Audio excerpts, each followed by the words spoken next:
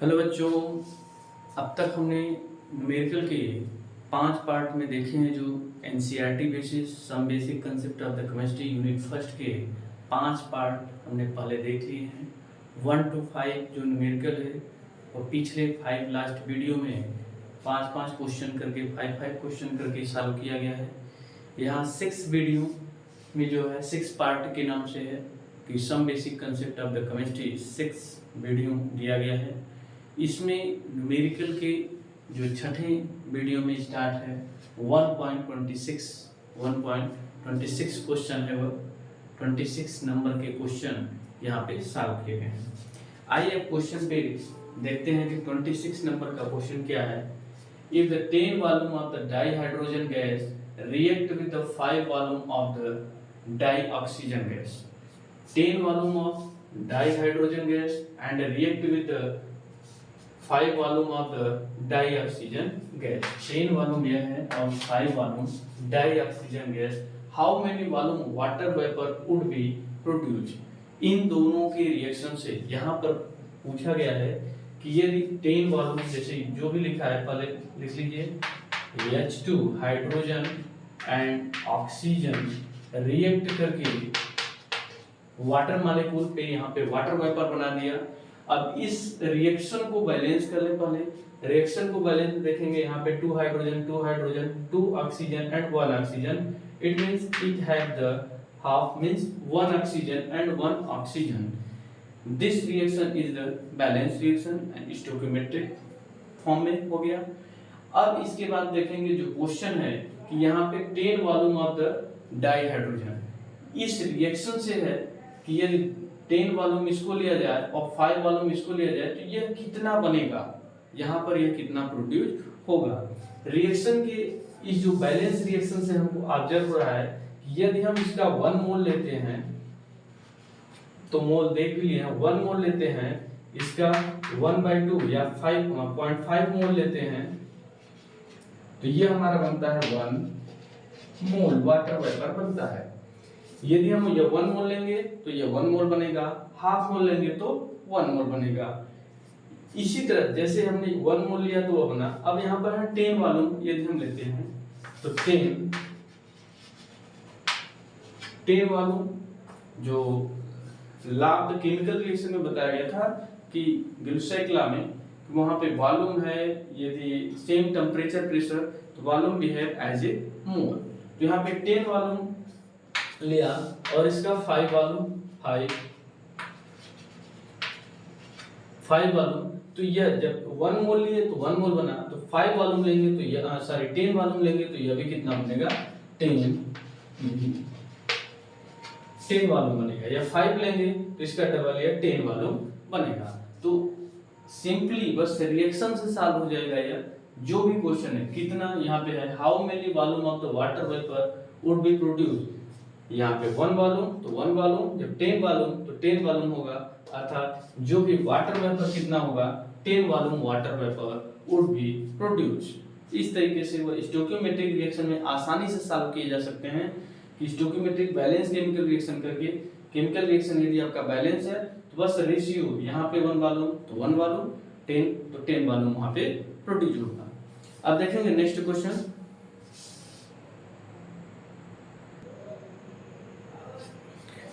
हाँ, next 27 question दिया है, convert the following into basic unit. यह जो आपको डाटा दिया गया है इसको बेसिक यूनिट में कन्वर्ट करना है।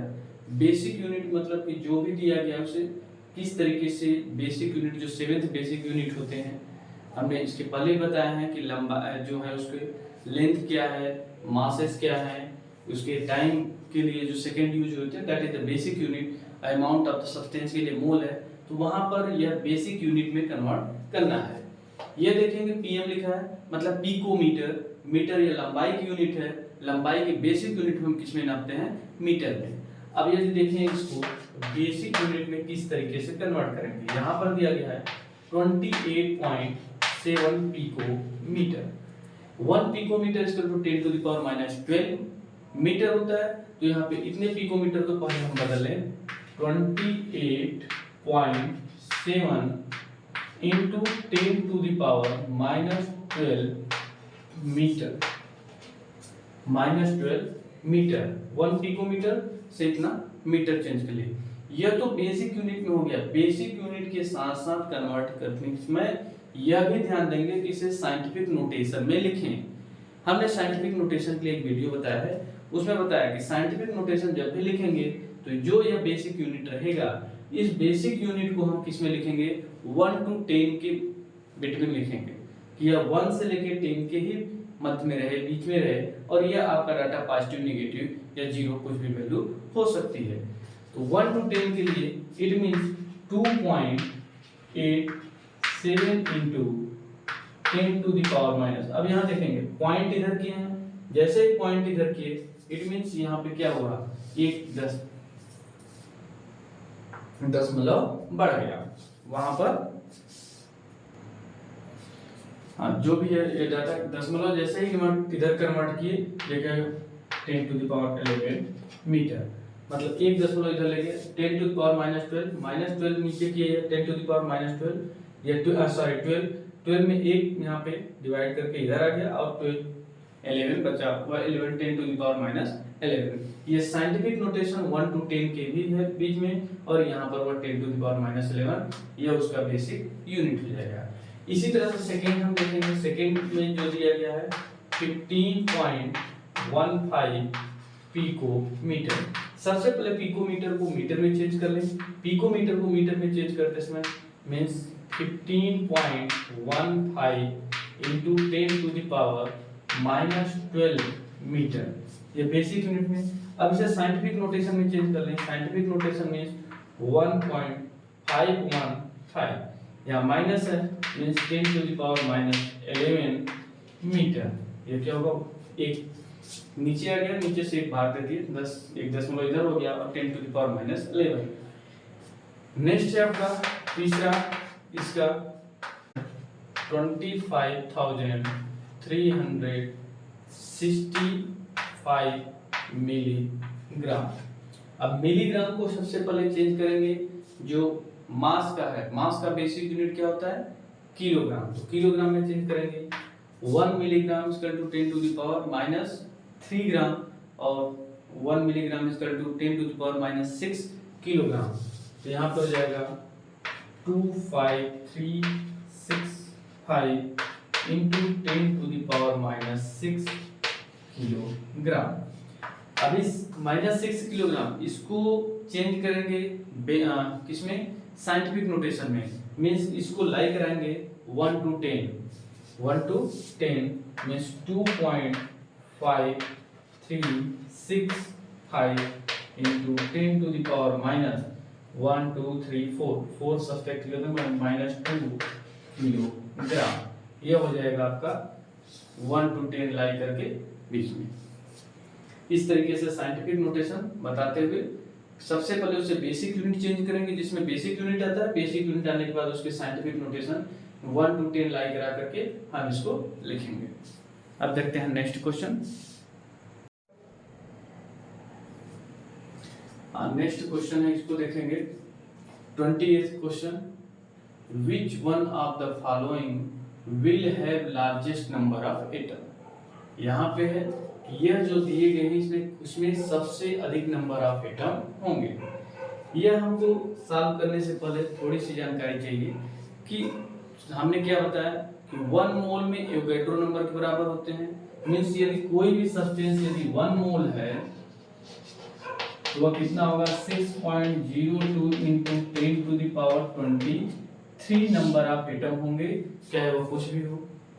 तो हमें यदि इसका सबका मोल निकल जाए, जो जितना अधिक मोल होगा वही उसका सबसे अधिक नंबर होगा। तो सबसे इसका मतलब हमें सबसे पहले क्या निकालना होगा, इसका नंबर ऑफ मोल, कि वह कौन सा मोल है। जिसका मोल ज्यादा होगा वही सबसे अधिक नंबर होगा। ये हमें डाटा पता है कि 1 मोल equal to 6.02 into 10 to the power 23 होते हैं। अब इन सब में हम देखते हैं कि सबसे पहले हम मोल का कैलकुलेशन करते हैं कि मोल के कैलकुलेशन में कौन कितना होगा।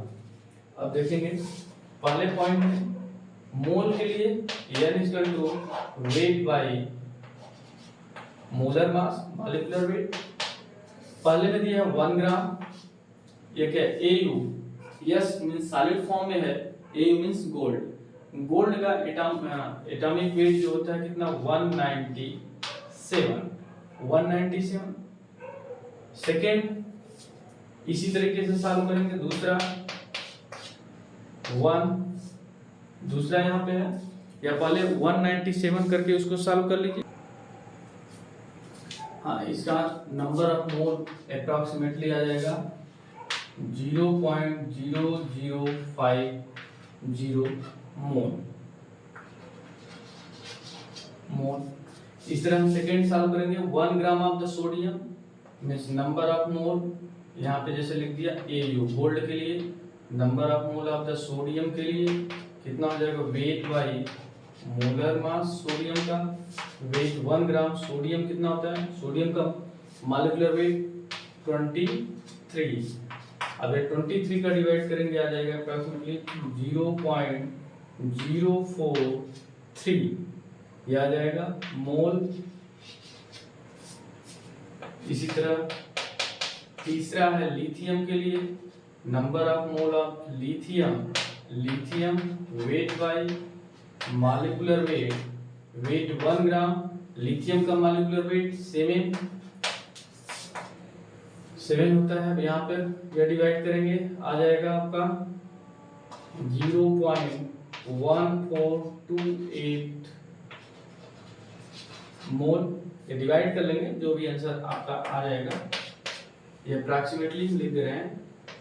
मोल ऑफ क्लोरीन के लिए, यह क्लोरीन गैस है, तो क्लोरीन गैस का आप निकालेंगे, वेट 1 ग्राम है, यहाँ पे weight by molar mass 1 gram divided by 1, यहाँ पे क्लोरीन का 1 क्लोरीन का होता है ना 35.5, 2 क्लोरीन है मीन्स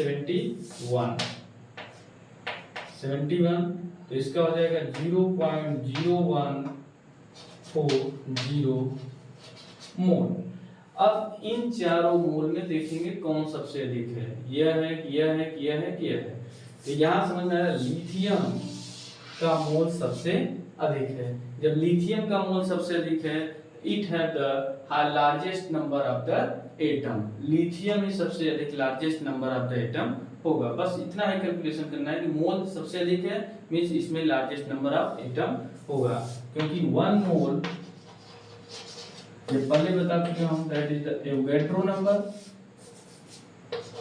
वो Avogadro number which is equal to 6.022 into 10 to the power 23। सब में 23 का तो अधिक है, तो यहाँ पे वो अधिक आपका आ जाएगा। अब देखते हैं, हाँ देखेंगे question. Calculate the molality of A solution of ethanol in water in which the mole fraction of ethanol is 0.04 ग्राम। अब 0.04 ग्राम को किस तरीके से सॉल्व करेंगे, यहाँ पे सबसे पहले ध्यान देंगे मोलैलिटी क्या होती है।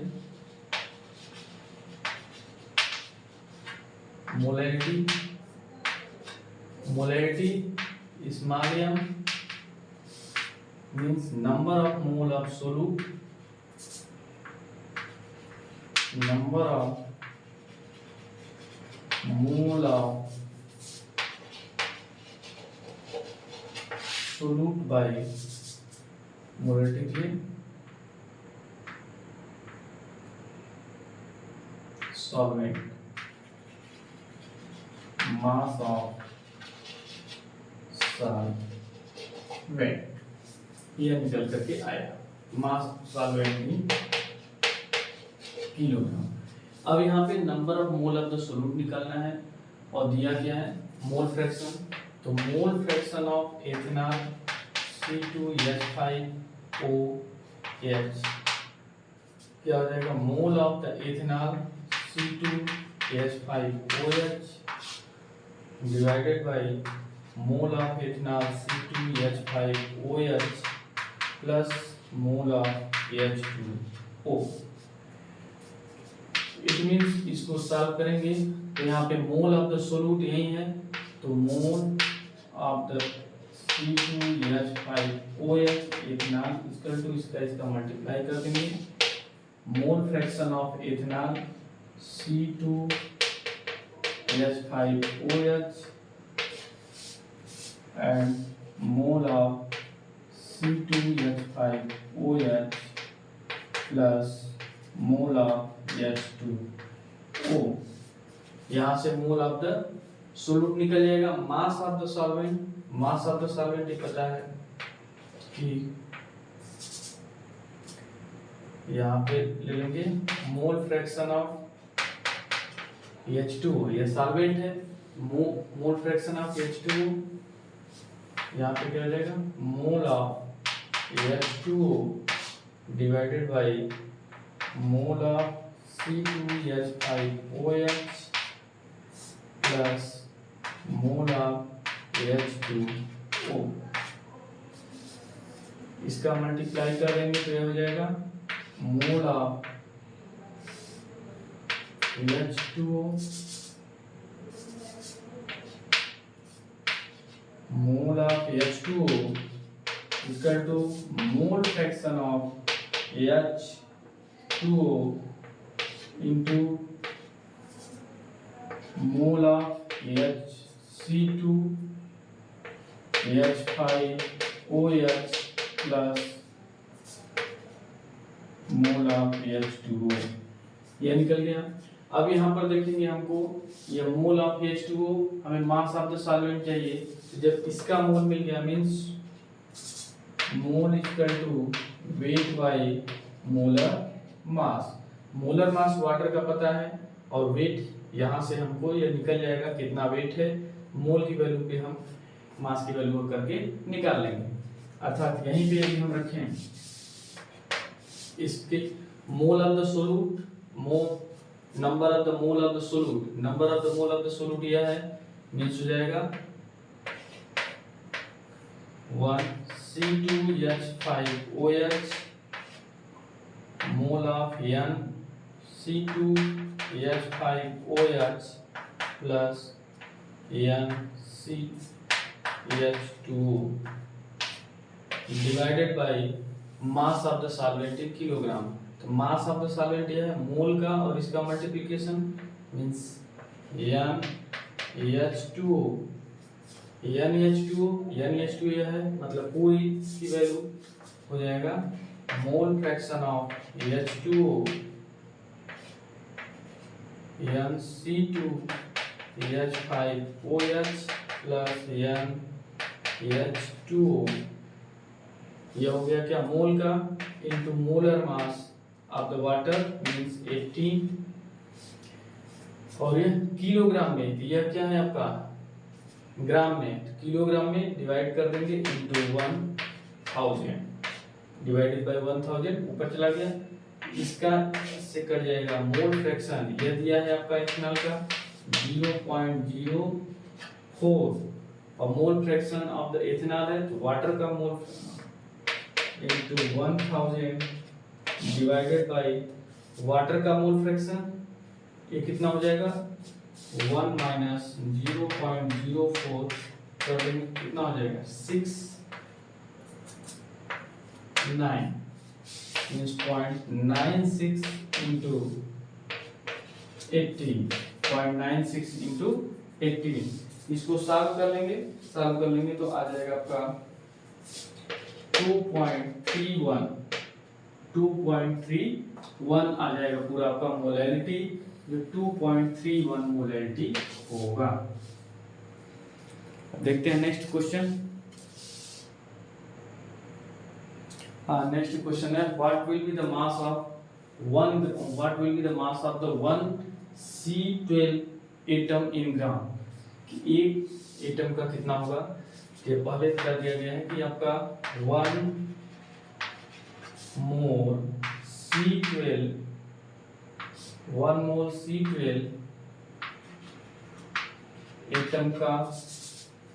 एटम या इसको इस तरीके से लिख लें, मास की बात है,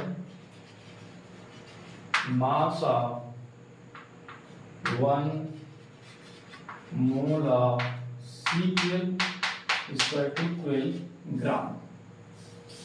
फिर मास ऑफ 1 मोल की वैल्यू है, तो 1 mole is equal to 6.022 into 10 to the power 23 of C12 is equal to 12 ग्राम। वहां पे 1 एटम का पूछा है, तो मास ऑफ 1